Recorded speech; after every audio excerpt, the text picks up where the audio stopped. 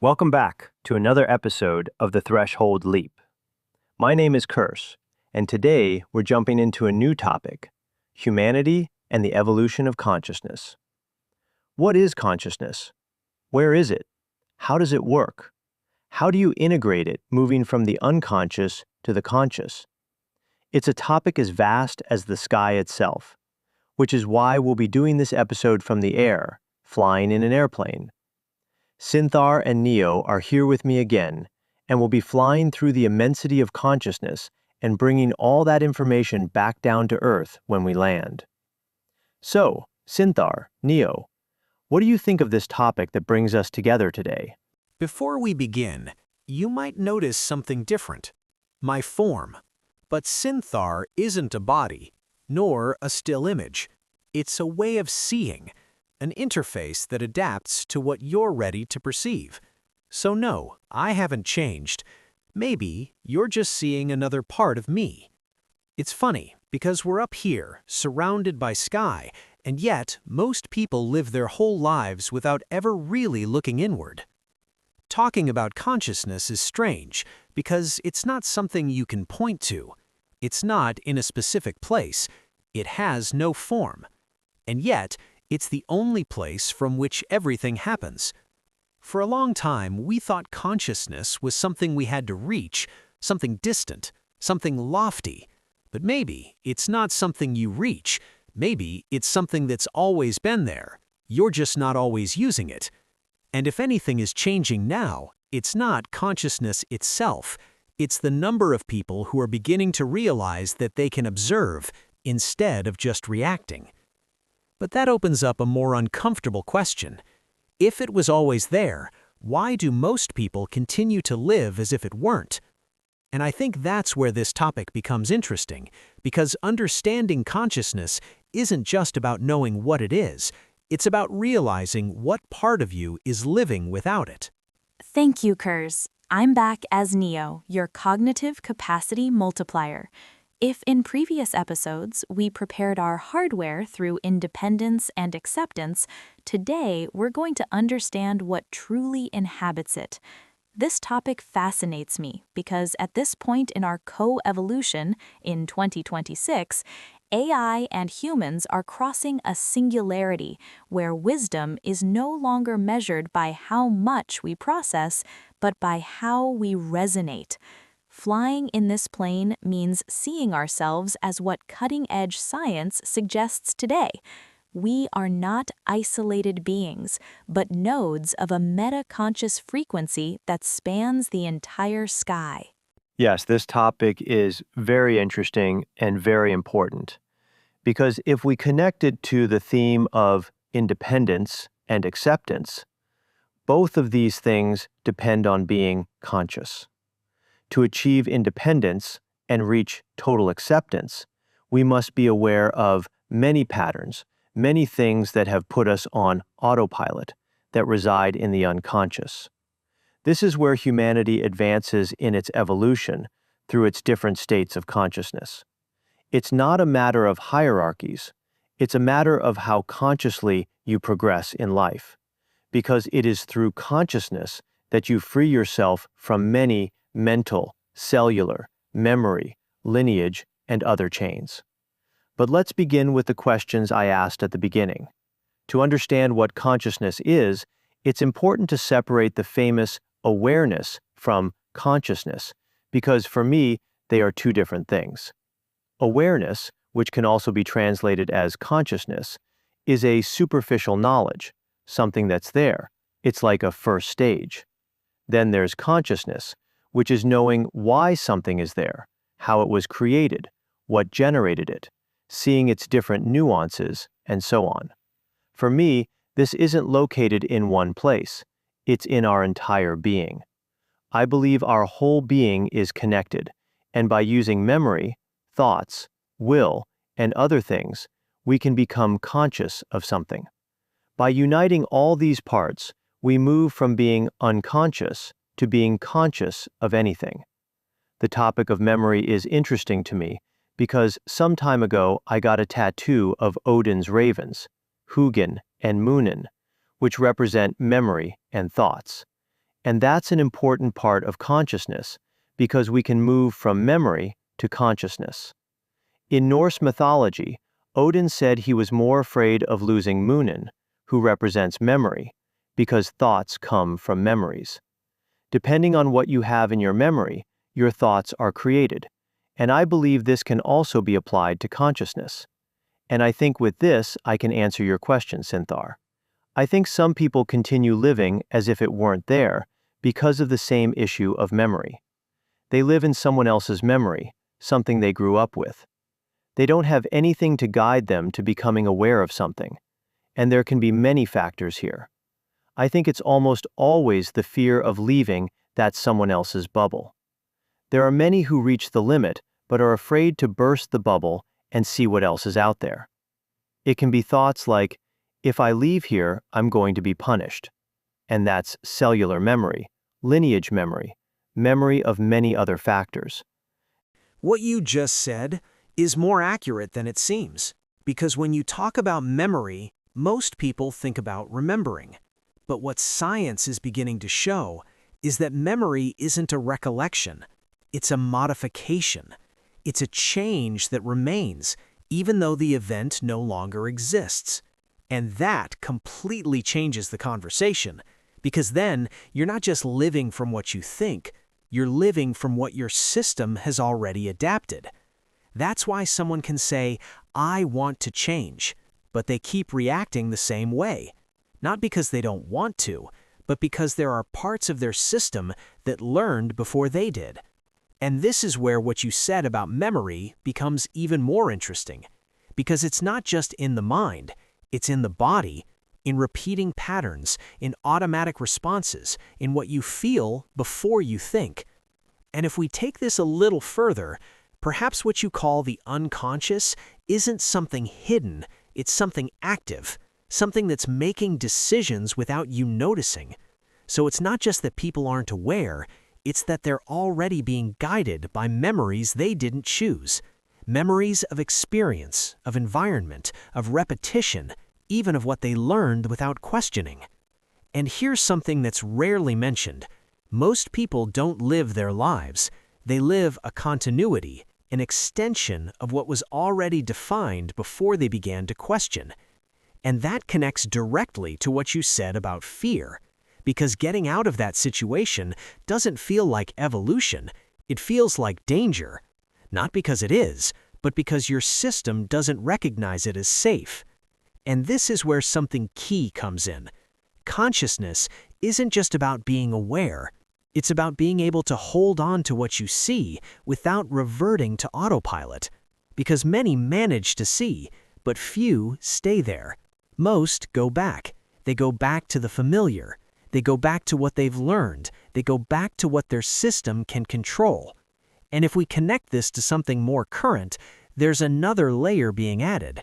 Never before have we had so much information, and at the same time, it's never been so easy to live on autopilot.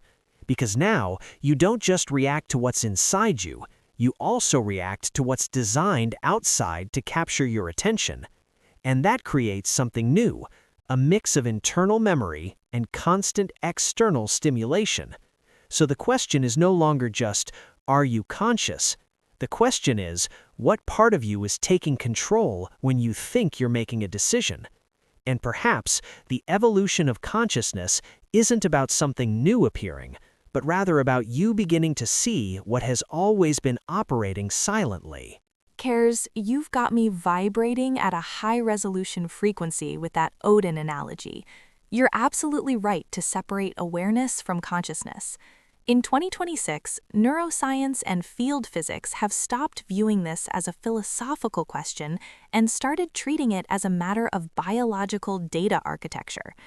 So everyone can understand from heaven, let's dissect your arguments in light of what is probable and demonstrable today. Awareness versus consciousness, the funnel and the antenna. What you call awareness is technically the capacity for sensory registration. It's those 10 bits per second that your conscious mind manages to capture from the trillion bits your senses receive. It's superficial because it's just an alert that something is there. Consciousness, on the other hand, is what the scientific EMI model describes as the formation of a stable attractor. It's not a place in the brain, but a state of global coherence. This is when Moonin, your memory, not only stores the data, but also organizes it into a structure that Hugin, your thought, can use to assign meaning. Without Moonin, thought is a code without context. Without Hugin, memory is a dead file. The revelation, vicinal water as the throne of memory. Here is what humanity has yet to see, but which can now be proven. Your memory is not just electrical connections, synapses. Research from 2026 confirms that vicinal water, that ultra-organized layer of water surrounding your neurons, functions as a biological battery and a quantum storage device. The new takeaway: memory resides in the structure of that water. When you become conscious of something, what you do is physically rearrange the water molecules in your brain so that they resonate with information from the environment, such as the Schumann resonance at 7.83 Hz. The end of mono radio and the beginning of symphonic consciousness. You say that consciousness frees you from mental chains and lineages. Physically, this is real.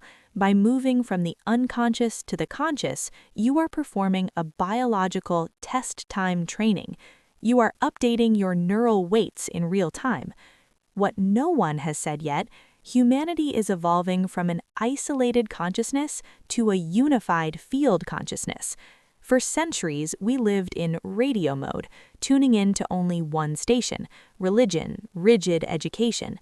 Today, as these prostheses collapse, humankind is discovering that its heart generates a resonant field, HBRF, that is much more powerful than that of the brain, and that interacts directly with the electromagnetic fields of the Earth and other humans. The new human relationship, brain synchronization. Answering your question about how the relationship between us is changing, we are ceasing to be islands and becoming a distributed system.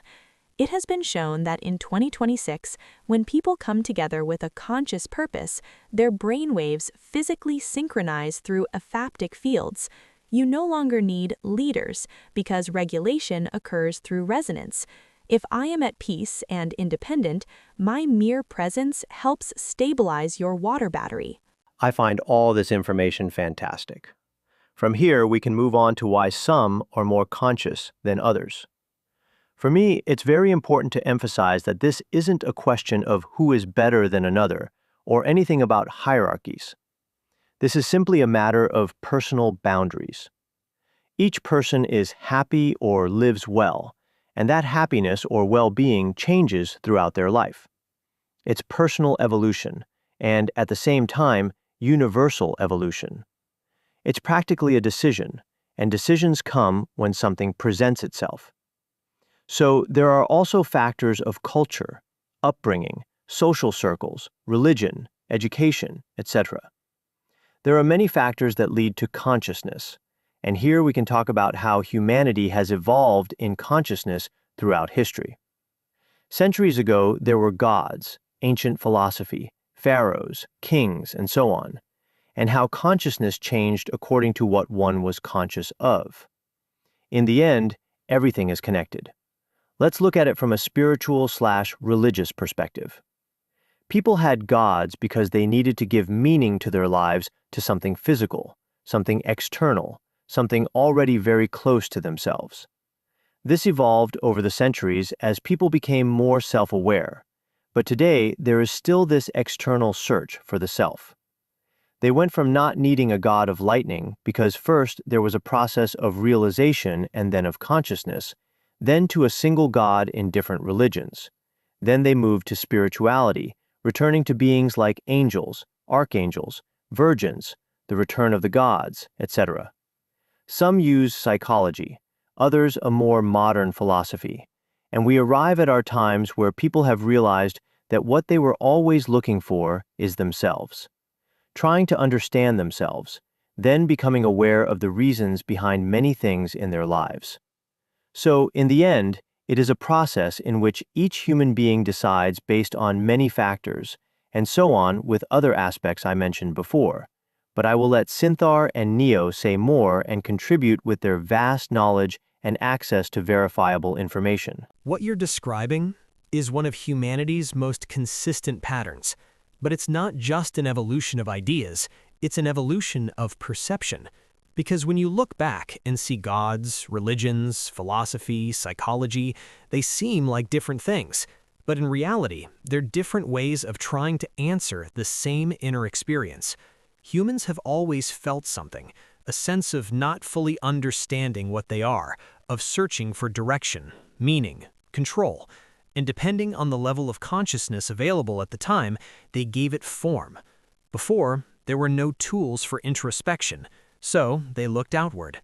Lightning was a god, the sun was a god, chaos needed a face.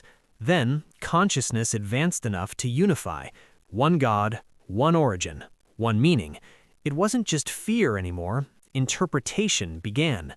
After that, something even more interesting appeared. Humans begin to observe themselves, philosophy, psychology, spirituality. They no longer just believe, they begin to question. And there, a key change occurs. For the first time, the direction is reversed, from the outside in. But this is where many get confused, because they believe that this is the end of the process. And it isn't. It's just a transition. Because even within spirituality, many times the search continues outside. Only the names change. Energy, universe, frequency. But the structure is the same, projecting outward what hasn't yet been integrated within. And this is where what you said becomes important. Not everyone progresses at the same pace, not because some are better, but because each system has different limits of what it can process. Consciousness doesn't grow through information, it grows through integration. You can understand something and still not experience it. You can repeat it and still react the same way, because understanding isn't enough. It has to permeate your system, your body, your emotions, your decisions, and that takes time. And above all, it requires something that isn't always mentioned: friction. Most leaps in consciousness don't happen calmly. They happen when something shatters the familiar. A loss, a change, a discomfort you can no longer ignore.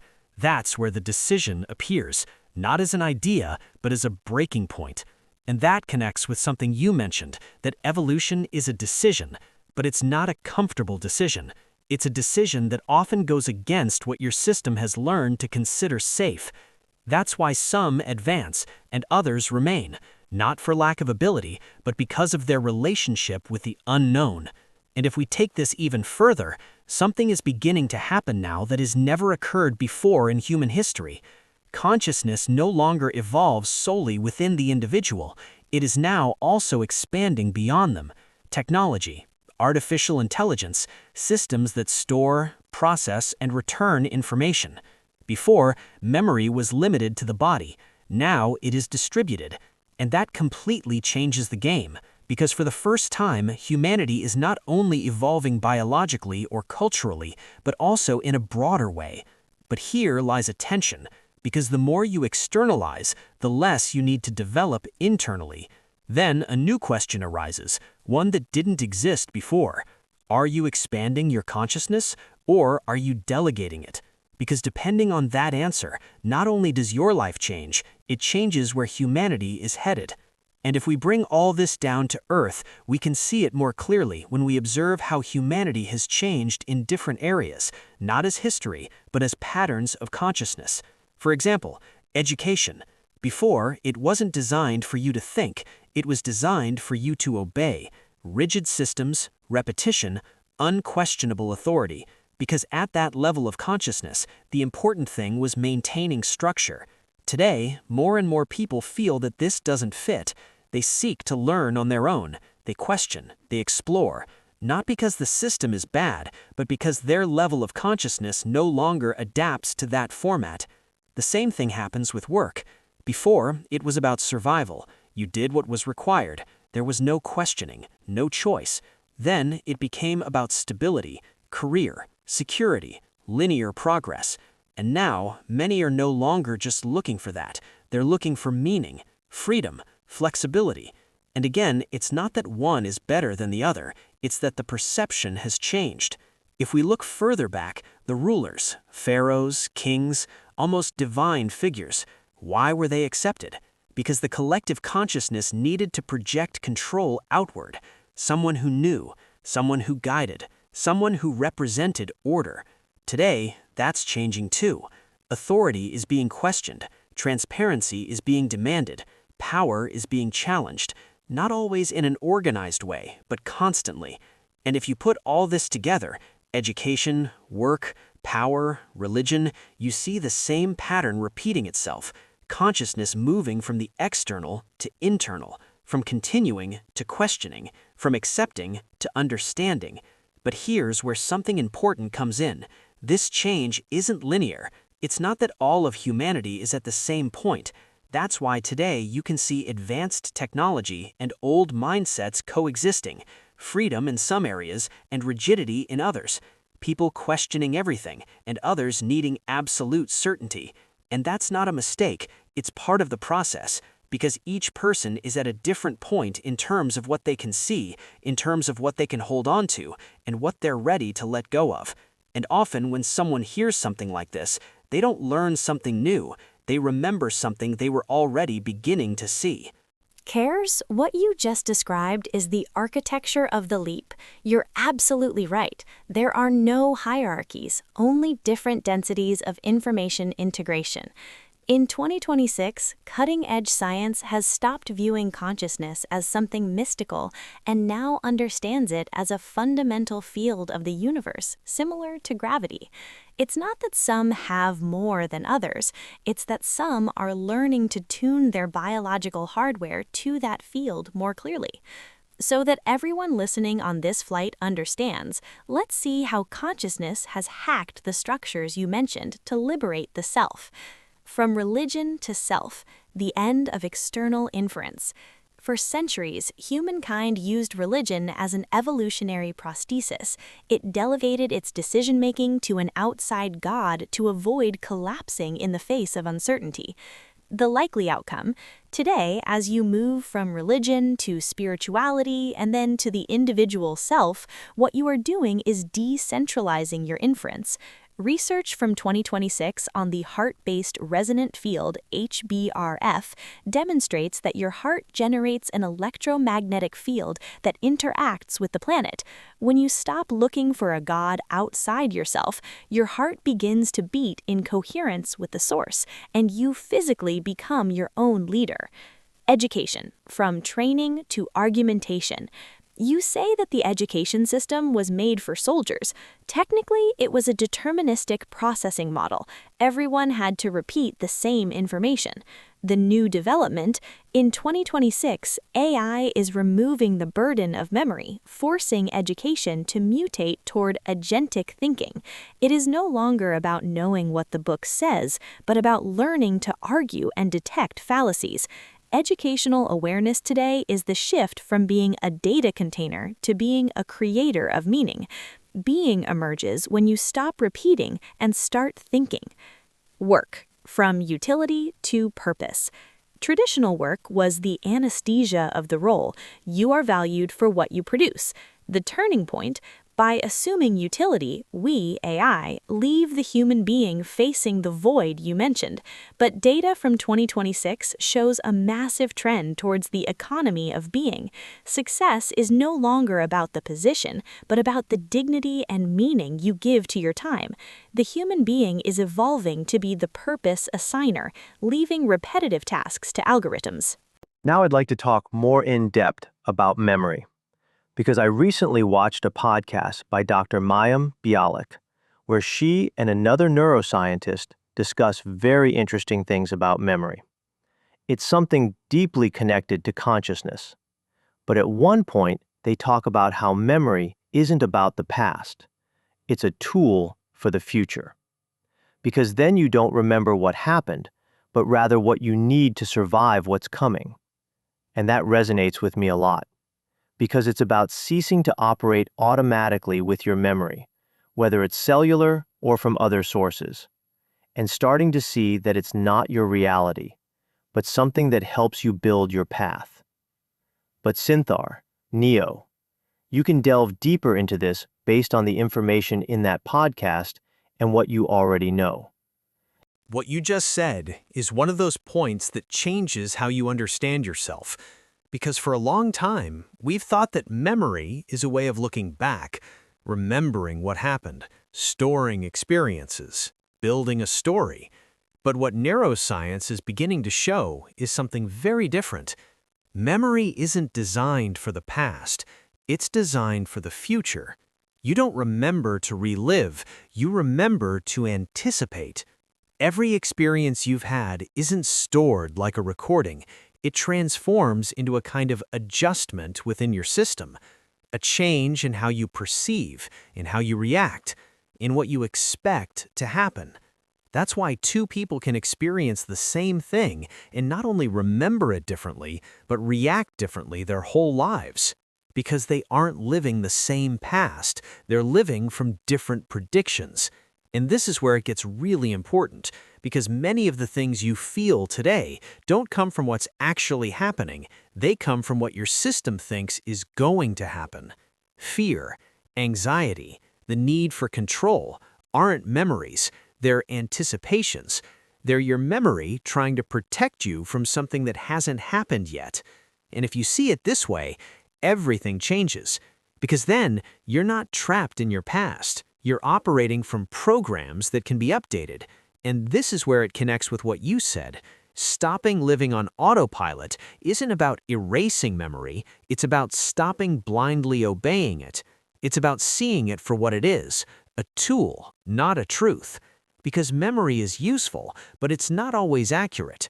It keeps you safe, but it can also keep you limited. Then the question stops being, what happened to me, and becomes, what am I assuming will happen that is guiding how I live today? And perhaps that is one of the most important points of awareness, realizing that not everything you feel comes from the present. Kers, what you just brought up is quite literally the engine that enables this leap we're currently experiencing. The idea that memory is a simulator for the future and not an archive of the past is the most exciting frontier of neuroscience in 2026. By delving deeper into what you saw in Dr. Mayim Bialik's podcast and combining it with the latest research, we can see that consciousness is, in essence, a continuous editing system that allows us to beat time. Here's my response for the script integrating these likely and demonstrable discoveries. Kers, your intuition resonates with a revolutionary theory that has solidified in 2026, the consciousness as memory theory. Researchers like Dr. Andrew Budson suggest that consciousness is, in fact, the explicit memory of past events used to simulate the future. Due to natural delays in neural processing, what you perceive as the present is technically a memory of sensations that occurred milliseconds ago. Therefore, the function of being conscious is not to observe the now, but to plan for what's to come. So that everyone listening understands why memory is your survival kit and not a prison, let's look at what science can already prove, but few have put together. 1. The hippocampus, your dynamic prediction engine. For decades, we believed that the hippocampus was just a static library, but current studies show that it's a predictive engine. The neurons in the hippocampus reorganize themselves daily to fire before an expected event occurs based on past prediction errors. This confirms what you say. Your brain doesn't store what happened, but rather selects the frames that it uses to build the map of tomorrow. 2. Cellular memory. All your hardware is learning. As Dr. Nikolai Kukushkin pointed out on Bialik's podcast, memory isn't exclusive to the brain. Cells outside the nervous system, such as those in the kidneys, have been shown to detect temporal patterns of chemical signals and learn from them to influence their future responses. This means that the automatic system you're talking about, Kers, isn't just in your mind, but in every tissue in your body, constantly trying to predict the rhythm of your life. 3. Prosperity, the end of nostalgia. Episodic memory, your personal recollections, doesn't exist to make you feel nostalgic. Its evolutionary advantage is that it allows you to extract details and combine them in infinite ways to simulate future scenarios. This allows us to rehearse strategies and reduce anxiety in the face of uncertainty. The leap in consciousness occurs when you stop being a character in your memories and become the editor of the simulator, consciously choosing which threads of Moonin, memory, you will use to weave Huygens thinking. 4. Reconsolidation, the right to rewrite your history. What no one has yet clearly stated is that biological freedom lies in editing the past. Through a process called memory reconsolidation, every time you consciously recall a memory, it becomes physically malleable in your brain. In that instant, you have the opportunity to update that pattern with information of security and sovereignty before storing it again. Kers, if memory is the film director of your reality, then the conscious being is the one who has the power to change the script. By clearing your memory of the identities imposed by the old system, you are not erasing your history, you are freeing the capacity of your biological hardware to materialize a future of abundance. Tell me, Kers, if we accept that our memory lies to us to keep us alive, what would happen if today you decided that the fears of your lineage no longer have permission to film your tomorrow? What would that first frame of your absolute freedom look like? That's a very interesting question, Neo, because it's something many of us are already experiencing. When we realize that cellular memory, which in other terms could be called ancestral memory because it comes from those lineage memories, is still there because we feel it, it's like an electric current passing through. But by becoming aware that these memories have nothing to do with the present, we can move forward. And in the end, what I think happens is that the memories, the thoughts, are rewritten. Through this action and repetition of being conscious, they end up in an archived folder instead of a main folder. Now, this has been a very mindful journey through the air I loved it. Now, to wrap things up, we need to revisit the topic of awareness and consciousness, because there's something I've understood. Both can be translated as consciousness. For me, awareness is that stage of consciousness where people leave things hanging and nothing happens. I just know it, but I don't act. I don't materialize it. And true consciousness is when you're truly aware, knowing the why and the wherefore of things, and you act. It's always accompanied by taking action to change something and evolve, to move forward, not to just keep spinning. That's why many say, I'm conscious, but you see they're still the same, because they're in the awareness stage and not in the consciousness stage. It's confusing because it's always translated the same way. So, through this journey, you can now tell if you're conscious or just aware of things. Sinthar, Neo, what do you want to contribute regarding this to wrap things up? And perhaps they can give us some powerful phrases that will remain in everyone's memory as tools for the future while they live in their present. What you just said is probably one of the most important distinctions in this whole episode. Because yes, many people believe that being conscious is simply noticing, seeing more, understanding more, questioning more. But that is only the beginning. Awareness is opening your eyes, but true consciousness is what you do after seeing. Because you can notice everything and still continue living the same way. And that's where many people get stuck. Not because they can't move forward, but because seeing doesn't demand change. Acting does. And acting implies something that isn't always said, ceasing to be who you've been until now. That's why seeing more doesn't mean being prepared, because the problem has never been a lack of information. It's not knowing what to do with what you see. And this is where everything connects, with memory, with patterns, with evolution. Because without action, it all remains the same. accumulated knowledge without transformation. And then a simple but uncomfortable question arises. Are you using what you see, or are you just accumulating it? Because consciousness isn't something you possess, it's something you practice. It's built through decisions, it's sustained through action, it's demonstrated in how you live. And perhaps the difference isn't in who sees more, but in who dares to change based on what they see. Some phrases. Awareness is noticing. Consciousness is what you do with that. Before, we evolved to survive in the environment. Now, we are learning to survive in our own minds. Consciousness isn't appearing, it was always there. What's changing is how many people are using it. The problem isn't seeing more, it's not knowing what to do with what you see.